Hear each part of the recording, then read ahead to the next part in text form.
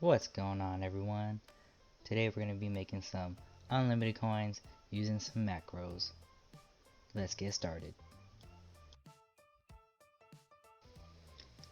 So what we first need to make sure we have downloaded already is PS4 Remote Play and JitBit Macro Recorder. Now this method will only work for PS4. I do not have an Xbox, so I'm not sure how you would do it on an Xbox, but I'm sure you can find a video out there. Okay, so first off, I'm going to show you guys how the macro actually works, so you can see if it's something worthwhile or something that you think you can do. I actually think it's probably the best AFK method for making coins in Madden, and the reason that this works is because using PS4 Remote Play, you can navigate through the menus using your keyboard, and what this macro does is just imitate your keyboard strokes. So you can see the macro bought that playbook for me, and it has put it into my unopened packs.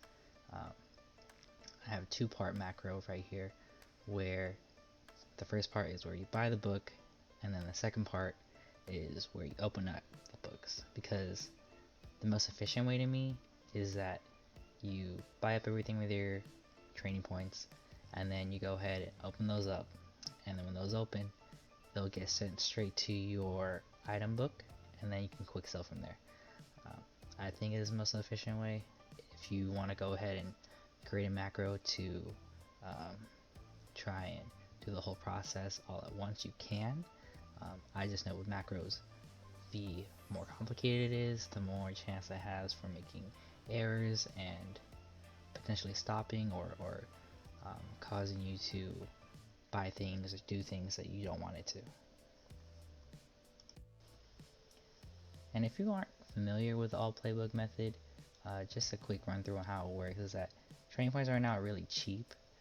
You get training points for half or 0.6 coins per training point. What you do then is, when you get your training points, you go ahead and go to the training point store, buy the Alt Playbook, and the Alt Playbook actually quick sells for 500 coins. So if you're spending 150 training points on something that gives you 500 coins, you're making mad profit. For example, if you bought a 97 rated card for 30k and you quick sold it for 48,300 training points, that gives you a 0.62 coins per training point. Now if you use those training points to go ahead and buy all the training books you can, you'll be able to buy up to 322. And if you quick sold those at 500 coins a piece, you would make 161,000 coins. So you profited 131,000 coins from doing this method.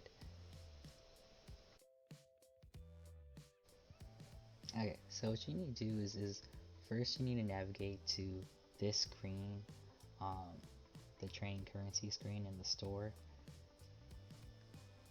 You have to use your controller for this, because there's no way for you to navigate the L1 and R1 keys from your keyboard.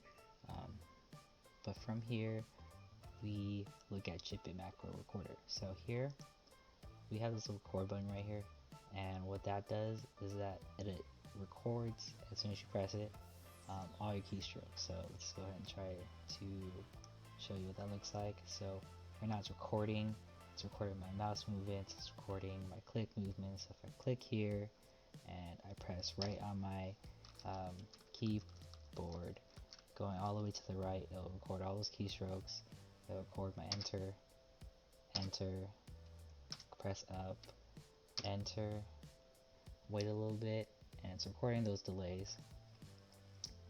So here at this screen, you now need to wait for a little bit for the top right portion to show up. Press escape, that acts as your back button, and you're right there back at the screen. Okay, then you can stop recording, and you can see here that the macro captured everything that you did, and you can go ahead and use this as is, but I'm going to show you guys a couple ways to minimize all the lag, all the waiting, and make it as efficient as possible, as well as implementing a couple of measures to make it a little smarter so that you aren't buying things you weren't supposed to, and that it isn't stopping as much as it would if you left it as is. Okay, so what I want to do here now is remove all the mouse movements I made, and then just go down to where I first made my first click. So that would be this right here, left button down, it delayed for 197 milliseconds, left button up. So went down, pressed up on the button. So we're gonna go ahead and Control Shift, highlight everything above that, delete that, and what that does is that now the first command you have is that you're going to be clicking at these coordinates on your screen. It recorded the coordinates, so you don't have to worry about where it's clicking. Remember, my first click was like right around here, and that's necessary because you need to be in PS4 Remote Play for your keyboard strokes to count. I have extra move right here, which I don't need, so I'm gonna take that out. Delete that. So now you see all the rights we have right here. We don't need that many rights. If you play Madden, you know that if you just hold down on the right key or the right joystick, it'll just scroll over to the right. So what I'm going to do here is take away all these extra rights that I did. I just did them pretty much for show for you guys. So I'll delete all those, and it takes about 2.5 seconds, so that's about 2500 milliseconds.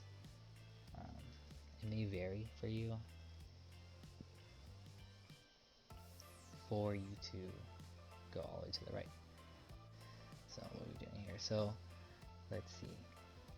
Let's go ahead and run it so you can see what it looks like.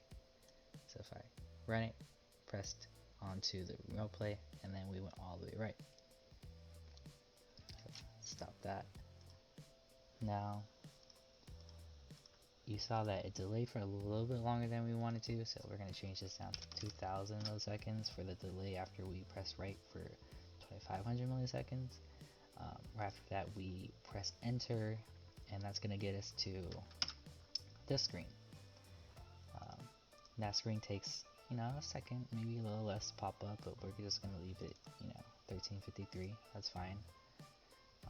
Once it pops up, we're going to press enter again, right? So enter, and this screen pops up. Cool. So this is where we're at right now. That also took maybe half a second, but we'll just leave it at this for now. 1313. Next keystroke pressed up. Okay, that's cool. Wait a little bit. Press enter again. Now this delay is a lot longer. Doing this for a while, I know it's around 8 seconds long.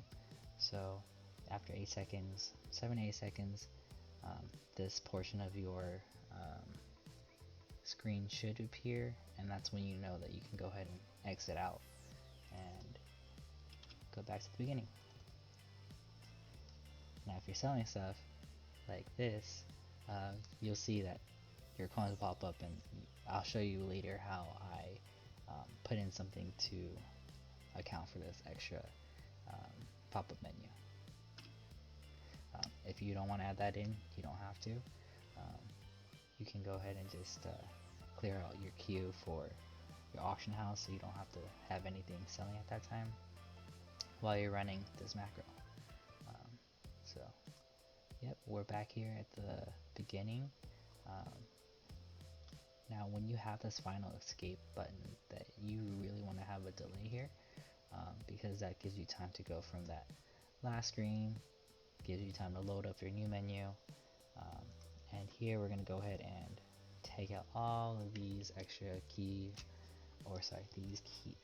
mouse movements that we made.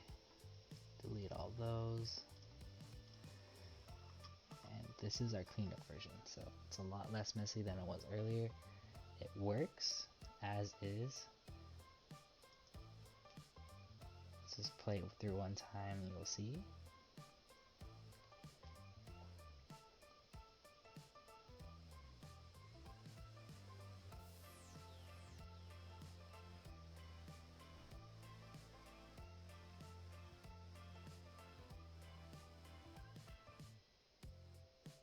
Wait 90 seconds and back to the beginning.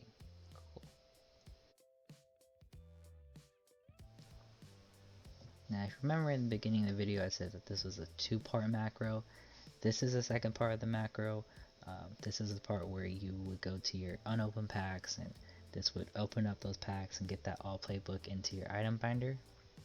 Now, you can copy what I have here, or you can just do your own macro recording and just repeat what I showed you. It's the same steps. Super easy once you are able to figure it all out. But yeah, there you go. Okay guys, that's going to be it for part 1 of this macro tutorial.